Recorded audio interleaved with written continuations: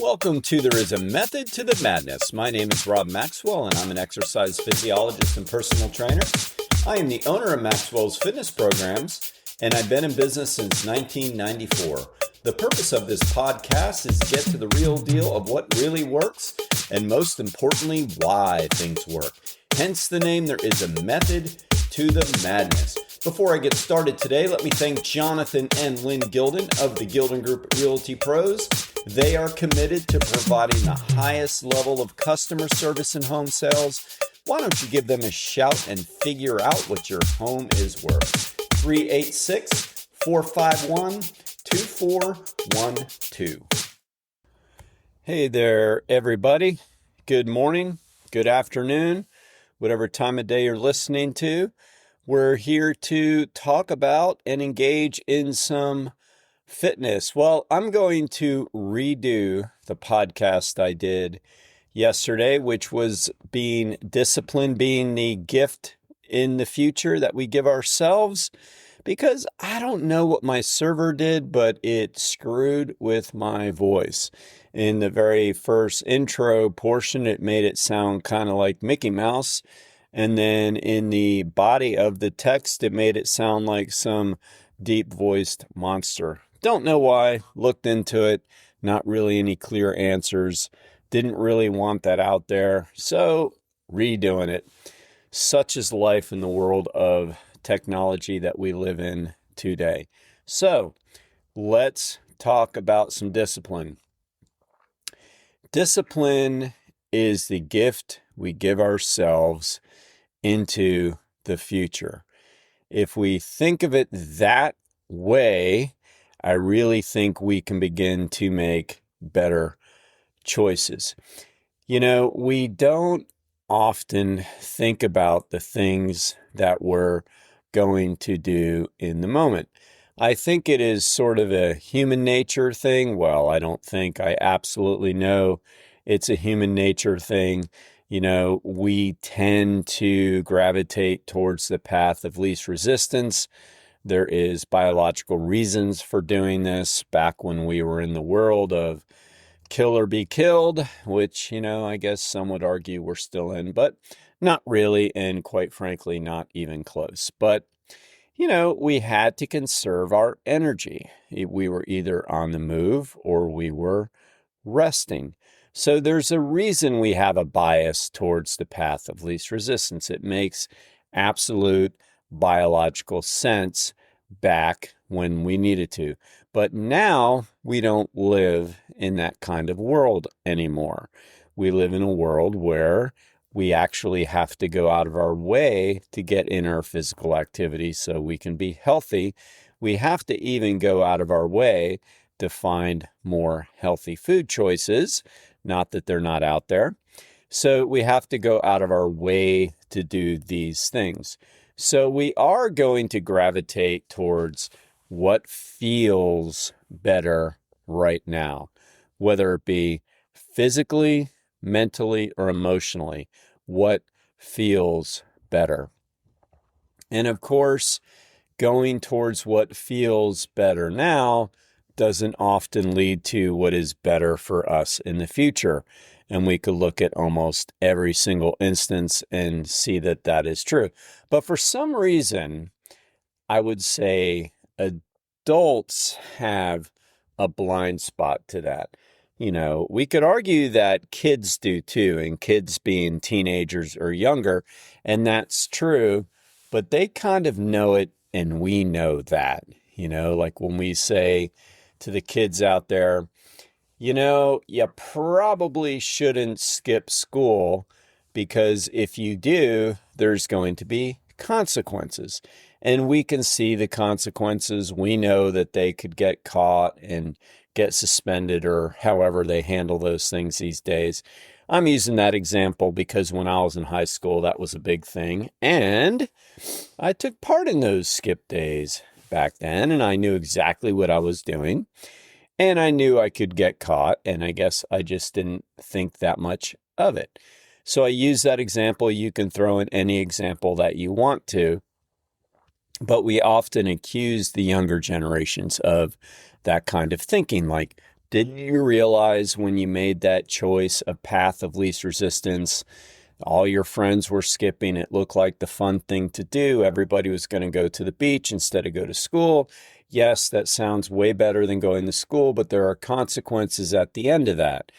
And the kids go, well, yeah, right? And we all know it. We talk about it. People talk about it on social media about the younger generation and blah, blah, blah. But what I see all the time is I see, adults, responsible adults living their lives doing the same thing, especially with health and fitness. I mean, I think everybody knows if you were to sit there, take a test or whatever that says if you eat, say, a hamburger and French fries every day for the next 10 years, you're going to have a far greater chance of having cardiac issues down the road. Like, we know that a sedentary lifestyle, which, typically goes along with that, and a high saturated fat diet leads to coronary artery disease. Like, we know that that is true, as does smoking and other, say, bad behaviors. We know that. But then adults will often say, well, I don't know. I don't know if that's true. And really what's going on is they're taking the path of least resistance. I see it all the time. I see the choices being made all the time. And then so often people saying, well, I don't know what happened. What you gave into the impulse of what felt better at the time. Having a hamburger from a fast food restaurant along with French fries and a milkshake or whatever on your way home from work seem like an easier, better solution to make you feel better, the comfort food at the time. Now, is that bad once in a while? No. But if you do it all the time, of course, there's going to be consequences. Discipline is saying to yourself at that moment that, you know what, I might feel better right now if I do this. Then I go home and I prepare some rice and I make some fish. I make some broccoli. That will take a little bit longer. It might not be as pleasing to my taste buds at the moment, but it's the right thing to do. And in 6 months, my 6-month future self will thank me for this because I'll be lower in my weight and I'll have better results from my physical, right? You know that, but we choose to not exercise those discipline muscles. And we say, maybe that's true. I'll start that tomorrow. So you show very little discipline, if any at all, and you go with what seems easier at the time. But if you think of discipline as positive time travel, if you can say, you know what, 6 months down the road, this is going to impact me. Of course it is. I mean, we know that, right? We know it when we talk about kids making their choices, but we so often forget it when it comes to ourselves. Discipline is just saying, I want to feel better later at the expense of right now. I mean, it's really that simple. The same is, of course, for exercise. I mean, it's so funny, and I've said this many, many times.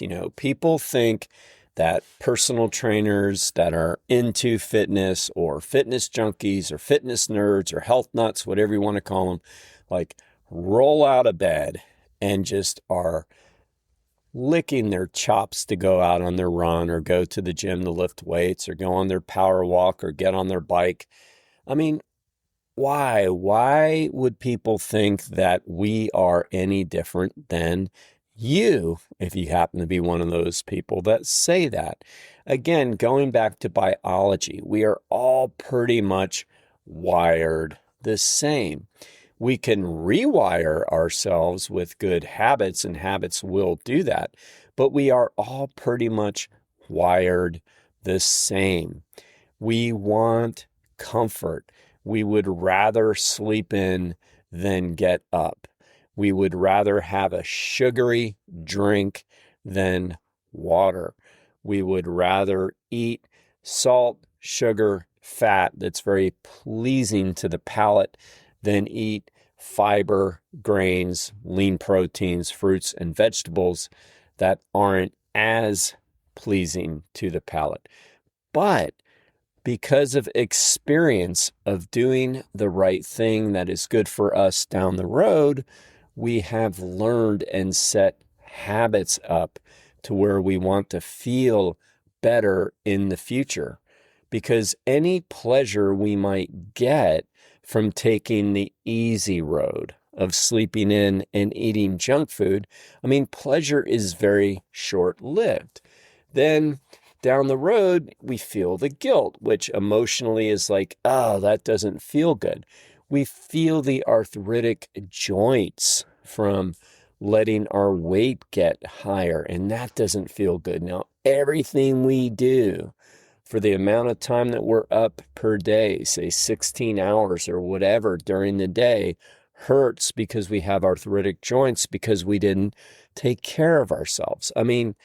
That isn't really giving into pleasure, right? Like, that's not pleasurable. We give into pleasure at the brief moment, but that doesn't last, and that causes more problems down the road. So us health nuts, us fitness junkies, we just simply have a longer track record than other people as far as making the right choices.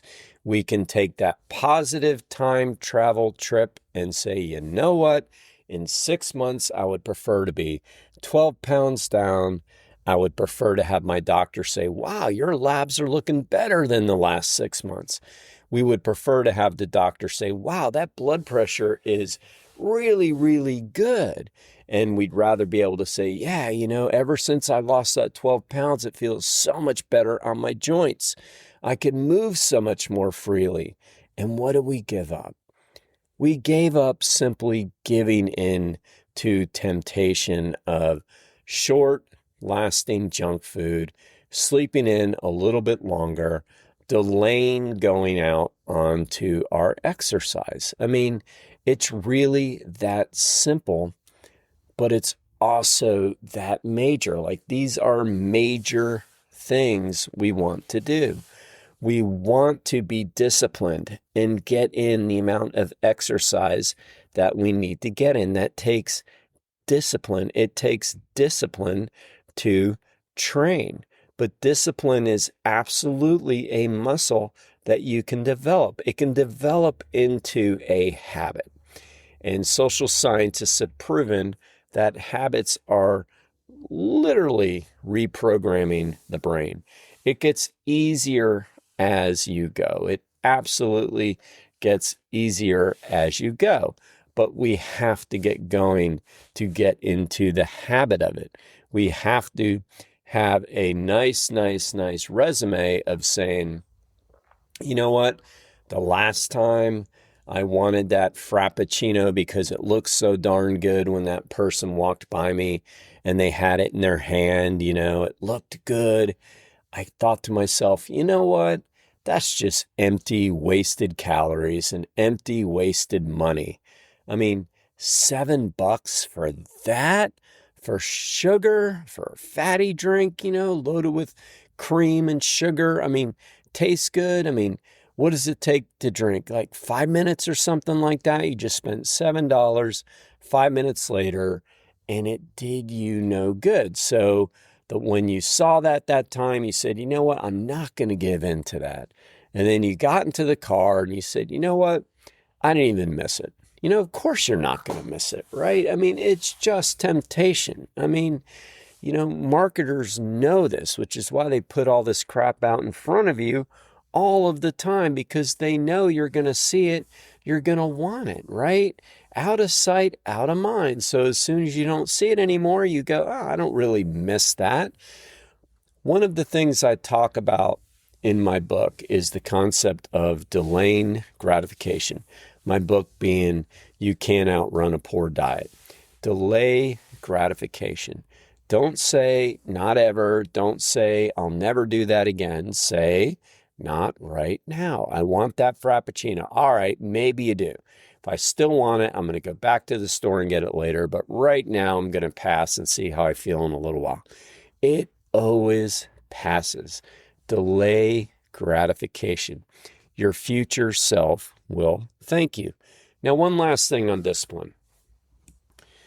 Discipline isn't always doing what we should do. Discipline is also not doing what we shouldn't do. That takes discipline too. I believe there's essentially two types of people out there when it comes to this. There's type A's that drive, and push. And there are people that are not like that. They're much more passive. Well, type A's, and I know this from coaching a lot of type A's, will always have to be reeled in. You're always going to have to be like, don't do that because that's going to impede your recovery. So discipline is also saying that we need to rest today. We don't need to go on that hard run. You need to be disciplined and take one day off during the week where you don't have any structured training. The type A personality is not going to want to do that. For some reason, they're driven to a fault. Again, they need to be reeled in. So discipline is saying, I'm taking that rest day. Now, too often in society, people get pats on the back for going past that. You know, there's a couple different social media icons out there whom I don't overly respect. And everybody's always talking about how tough they are. And they talk about how they push through that and they push through this. And, you know, sometimes that's good, but oftentimes it's not. And oftentimes it's not real. And oftentimes they're actually being really weak. Because the disciplined athlete is going to do the hard things for them. And oftentimes for a disciplined athlete, the hard thing is taking the day off. They want to go train to either release energy or to obsessively do something they think they should do. And in reality, the best thing for them is to take that day off.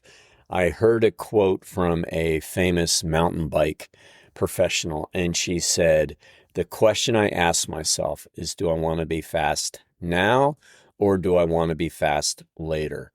And if you're a professional racer, or if you're training for a marathon or a bike race or a triathlon, you want to be fast later. You want to be fast on race day. I mean, there's all these weekend warriors out there that race people during training. Those aren't very disciplined people. It's the disciplined athletes that say, I'm not going to get caught up in all this. I'm supposed to do an easy training run today, or an easy training ride, or a power walk, or an active rest day. It takes discipline to exercise those muscles too.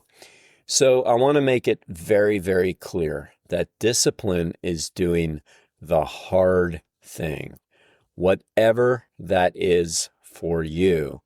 That's going to make you better in the future. Okay, let me repeat that. Discipline is doing the hard thing that is going to make it better for you in the future. Oftentimes, that's going out and getting your exercise in. Sometimes that's taking the day off. What is hard for you to do and what is best for you to do? That is what discipline is. And as I said, it is falling into positive time travel. So hopefully my server Buzzsprout doesn't mess with my voice today, because I think that this is a very important message for everybody. Delay the gratification for what seems pleasurable now, but you know in your heart and mind isn't going to be good for you in the future. You know, those few beers out on a Friday night, you know, might feel better now to relax, but it may not be better for you when you got to get up early to exercise the next day, or you have to be present and you have to be focused. I mean, I don't know. I don't know what behaviors it is for you. I know what it is for me. And I have to say, you know what? This isn't going to help me in the future. It's not going to be great right now. So I think I would rather be able to look back and say, you know what? I'm really glad I did those behaviors for the last 6 months. Thank you for listening to today's show. I ask you to please follow this show on wherever you get your podcasts. And also please hit automatic downloads. It really helps me and it helps the show. Now I want to thank Overhead Door of Daytona Beach, the premier garage door company in Volusia County, with the best product, with the best service. I can vouch for Jeff and Zach Hawk, the owners. They are great people. If you need any help with your garage doors, give them a shout. 386-222-3165.